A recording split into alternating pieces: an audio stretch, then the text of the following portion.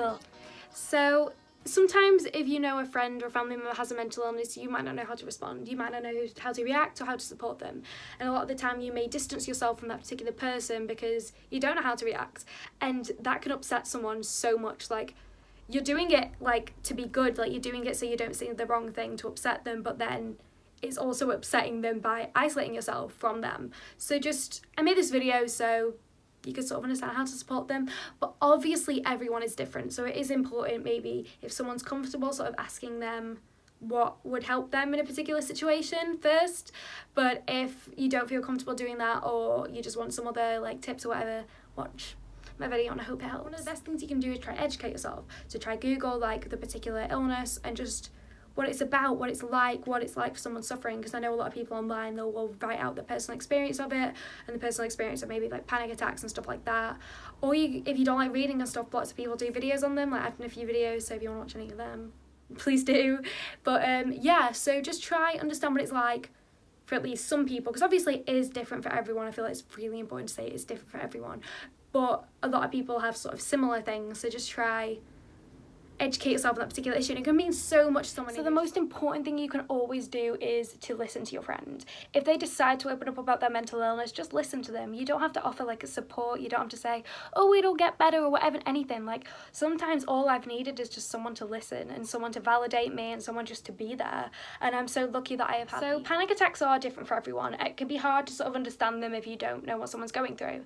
So for some people you can feel really, really hot, other people you can feel really cold, you can feel sick, you can feel dizzy, like your heart can be like racing like really, really fast, or you can be like, you can have pain in certain places, whatever. Like there's just so many different things that are symptoms of panic attacks. Like it's not one size fits all, it's like 100 million different sizes for like every single person, because it's different for every single person. But if you want to help your friend, like it can be very, very difficult to help someone with a panic attack. Like you can just sort of be like, oh god, and it can scare you because you're really worried about them, because like when I've had it before, I've been like, I'm actually dying, that I convinced myself I'm genuinely dying. So like I am completely terrified in that moment. One of the good things to do is to sort of practice breathing techniques, like if you can. Like sometimes it's a bit awkward to start telling someone to breathe, but like at least for me it just helped when I focus on my breathing and I'm like if you know what I mean. Like I don't know how to do breathing techniques now because I know it's really, really awkward and I'm just like, hey. But yeah, another thing to do is grounding techniques. If someone like is sort of distancing themselves like from the surroundings, so sort of focus on something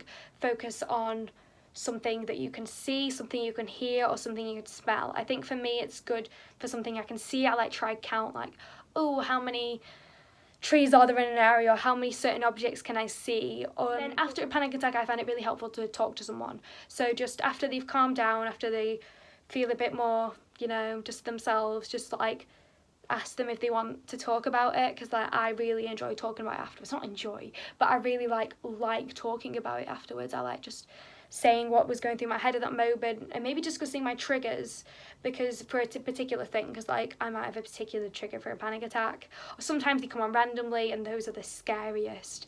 Like when you're just like, oh god, something's wrong, and then you're like, wait, what's wrong? And your head's like, something, and you're like, oh god, something's wrong, and nothing might be wrong, but your head's like, something is. So just try find out maybe what a particular trigger is for someone, so that can help it in some circumstances. Obviously not all, but in some circumstances it can help.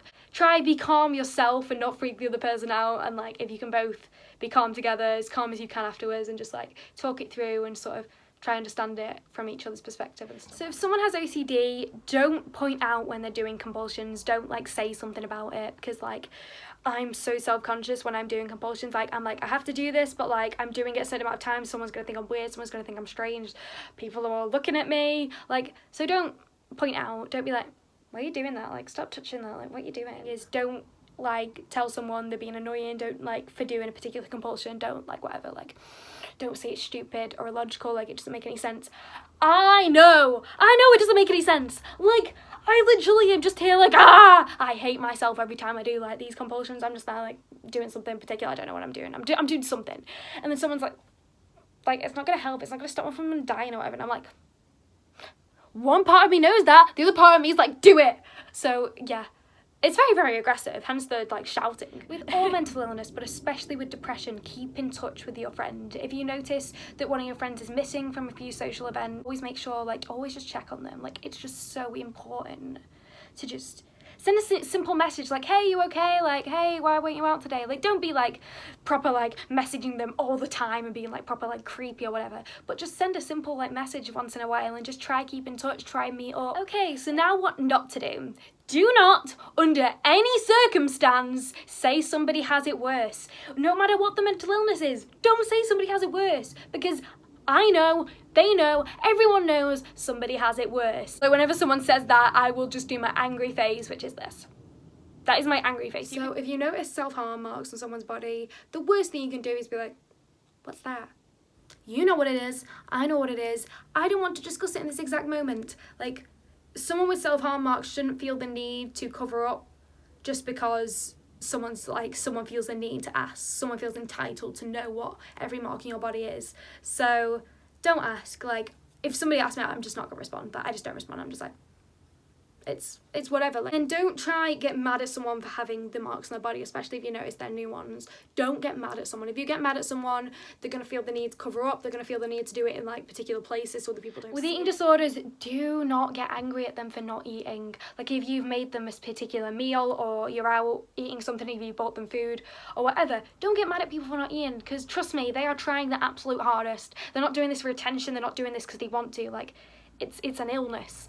They are not doing this for any particular reason other than the fact that it is an illness. So don't get mad at them, because that just creates more anxiety about meal times and more anxiety about going for a meal. And if you get angry at them once, like, they're not going to want to go out with you again. They're not going to want to have meal times with you. So again, with eating disorders, don't just exclude them because they don't like eating out. Like, I know a lot of like activities that you might do revolve around food.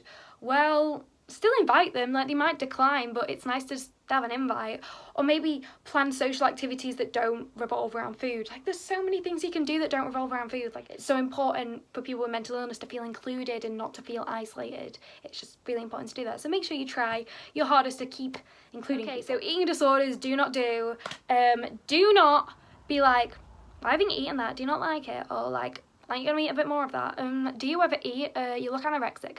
Don't say any of these things. These things are incredibly like hurtful, incredibly harmful. Like, just don't say them. It's really simple not to say something. Okay, so my final point is to look after yourself, because a lot of the time when you're like trying to help other people, trying to look after other people's mental health, you can impact your own. So just make sure you set boundaries and know your limits to like just take a break, just take a step back, because people will understand. Like, I know a lot of the time if you're trying to help people, you might try to take on their burdens, whatever, but please don't do that, because you've got to look after yourself as well. And make sure you have a good support group of friends. Like, and yeah, I hope you enjoyed this video. Please don't forget to like and subscribe to me if you want, and I hope this helped.